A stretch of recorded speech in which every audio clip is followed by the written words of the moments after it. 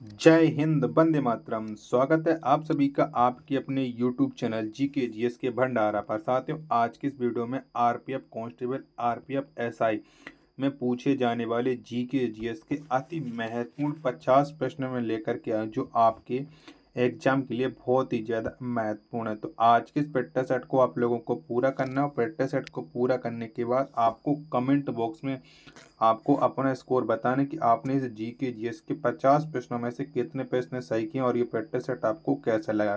क्योंकि आपके एग्जाम में 50 प्रश्न पूछे जाने वाले और 50 प्रश्न आपके जब ही सही होंगे जब आप लगातार प्रैक्टिस सेट करते रहोगे।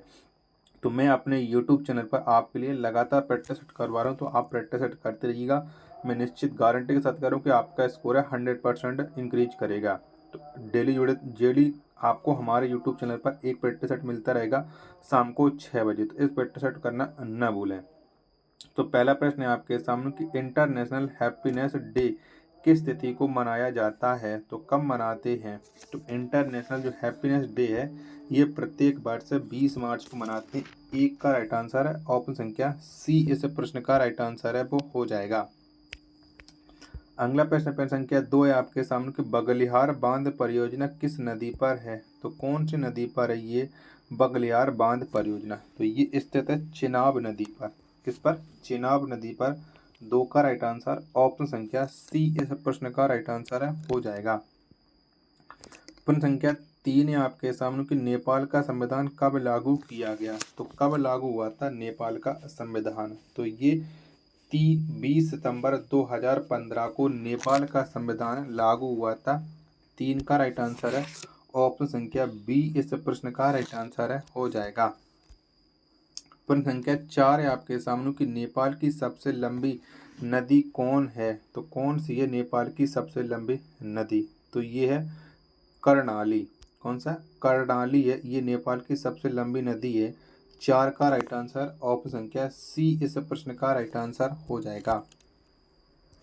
अगला प्रश्न संख्या 5 है आपके सामने कि सूर्यकिरण युद्ध अभ्यास किन दो देशों के बीच होता है, तो कौन कौन से दो देशों के बीच में होता है। तो ये भारत और नेपाल के बीच में होता है सूर्यकिरण युद्ध अभ्यास। 5 का राइट आंसर है ऑप्शन संख्या सी, इस प्रश्न का राइट आंसर हो जाएगा। प्रश्न संख्या 6 आपके सामने कि प्रधानमंत्री उज्ज्वला योजना की शुरुआत कब हुई, तो कब हुई थी। तो प्रधानमंत्री जो उज्ज्वला योजना की शुरुआत हुई थी वो 1 मई 2016 को हुई थी उत्तर प्रदेश के बलिया जनपद से। तो 6 का राइट आंसर ऑप्शन संख्या बी, इस प्रश्न का राइट आंसर हो जाएगा। प्रश्न संख्या 7 है आपके सामने कि संघ लोक सेवा आयोग किस प्रकार की संस्था है, तो कैसी संस्था है ये संघ लोक सेवा आयोग। तो ये एक संवैधानिक संस्था है। 7 का राइट आंसर ऑप्शन संख्या सी, इस प्रश्न का राइट आंसर हो जाएगा। अगला प्रश्न संख्या 8 है आपके सामने कि भारत के कितने राज्यों में विधान परिषद है, तो कितने राज्यों में है।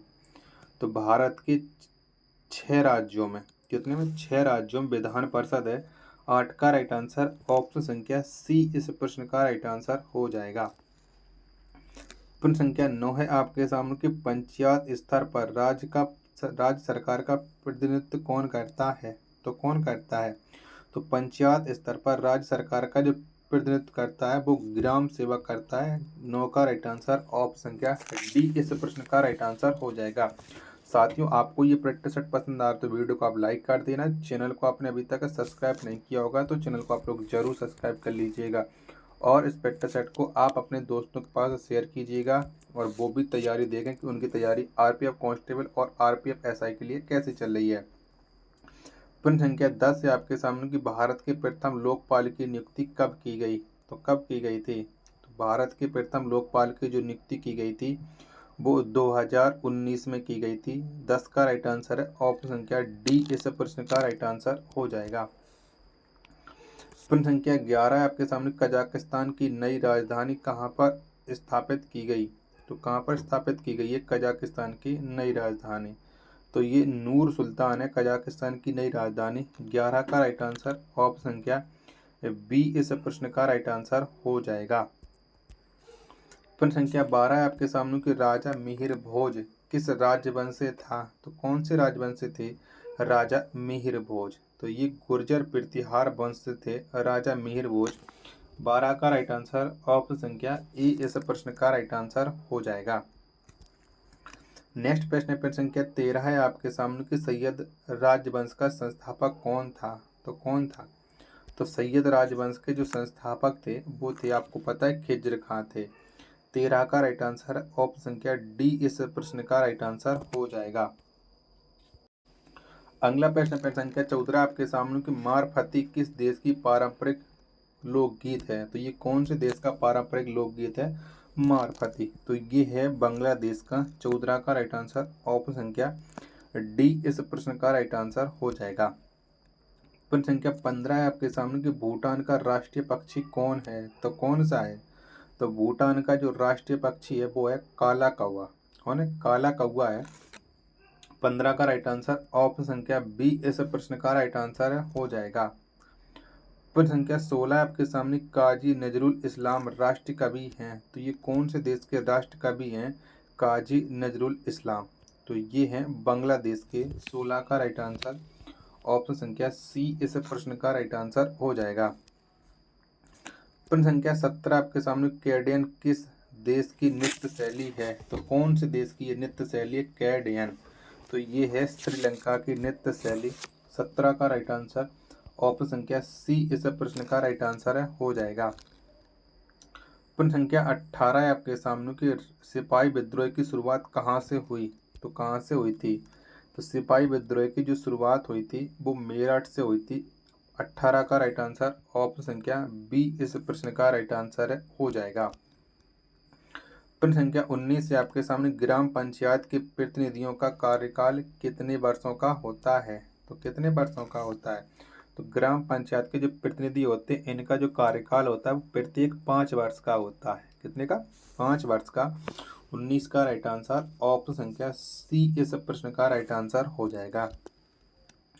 अगला प्रश्न प्रश्न संख्या 20 है कि तनाक किस धर्म का एक पवित्र ग्रंथ है। तो ये कौन से धर्म का पवित्र ग्रंथ है तनाक?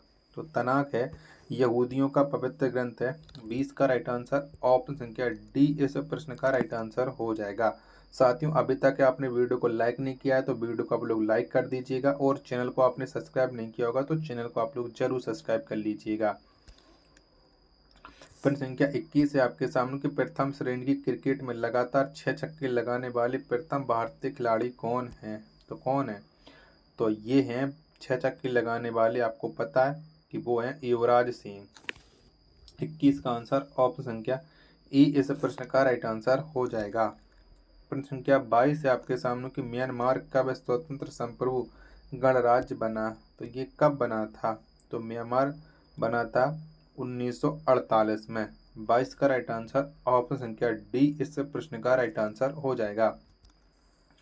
प्रश्न संख्या 23 है आपके सामने कि अफीम युद्ध किन 2 देशों के बीच लड़ा गया। तो कौन से 2 देशों के बीच में हुआ था अफीम युद्ध? तो ये हुआ था चीन और इंग्लैंड के बीच में। 23 का राइट आंसर ऑप्शन संख्या डी इस प्रश्न का राइट आंसर हो जाएगा। अगला प्रश्न प्रश्न संख्या 24 कन्नौज का युद्ध कब हुआ था। तो कब हुआ था कन्नौज का युद्ध ये आपको बताना है। तो जो कन्नौज का युद्ध है वो 1540 में हुआ था। 24 का राइट आंसर ऑप्शन संख्या बी इस प्रश्न का राइट आंसर हो जाएगा। अगला प्रश्न प्रश्न संख्या 25 की विल्सन रोग किसकी अधिकता के कारण होता है। तो बताओ ये किसकी अधिकता के कारण के विल्सन रोग होता है। तो ये कॉपर की अधिकता के कारण है विल्सन रोग होता है। 25 का राइट आंसर ऑप्शन संख्या सी इस प्रश्न का राइट आंसर हो जाएगा।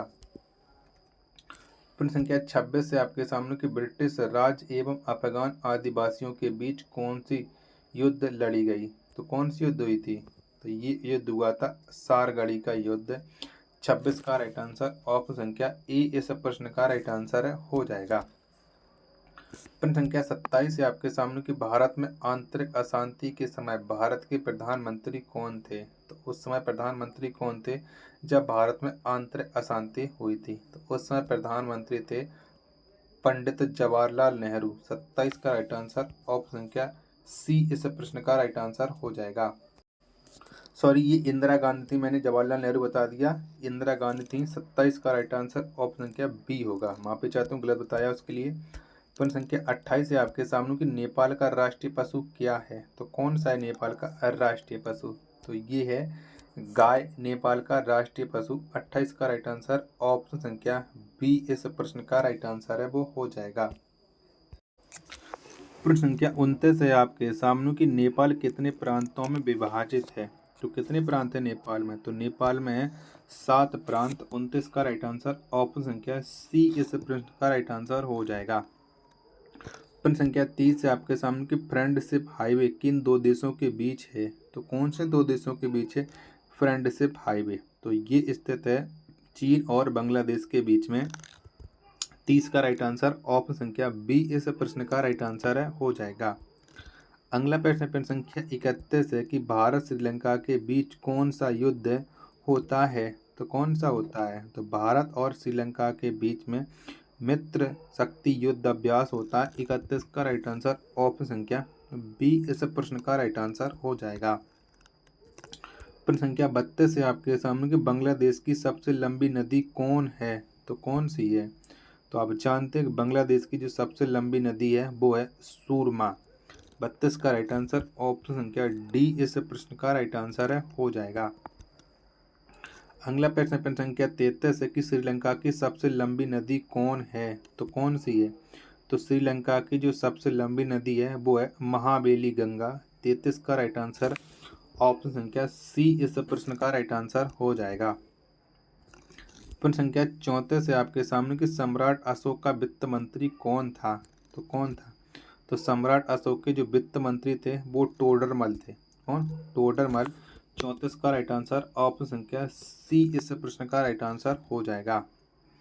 अगला प्रश्न संख्या 35 है आपके सामने की पुस्तक गुलामगिरी के रचनाकार कौन है। तो कौन है। तो गुलामगिरी के जो रचनाकार हैं वो हैं ज्योतिबा फुले।